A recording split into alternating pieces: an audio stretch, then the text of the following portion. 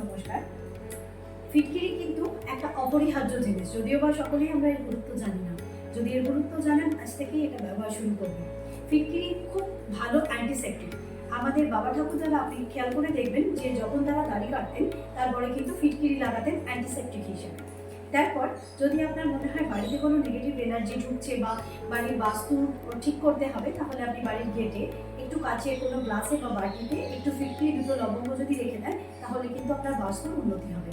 বাচ্চা কাচ্চার পড়াশোনা যদি অমনোযোগী হয়, তাহলে বাচ্চাদের পড়ার টেবিলে একটু কাছের বাটিতে ফিটকিরি রাখতে পারেন, সেক্ষেত্রে কিন্তু বাচ্চার উন্নতি হবে।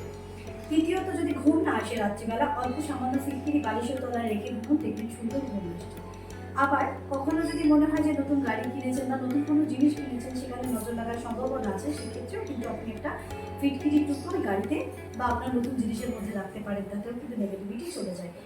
এবং লাস্ট যেটা, আমাদের সবসময় যেটা নজর লাগার একটা ব্যাপার থাকে, সেক্ষেত্রে যদি আপনি মনে করেন, তাহলে একটা জায়গায় একটু ফিটকিরি, একটু কালো সর্ষে এবং নুন দিয়ে আপনার মাথার চারপাশে 7 বার অ্যান্টি ক্লকওয়াইজ ঘুরিয়ে সেটাকে আপনি জ্বালিয়েও দিতে পারেন বা বাড়ির বাইরে থেকে ফেলেও দিতে পারেন।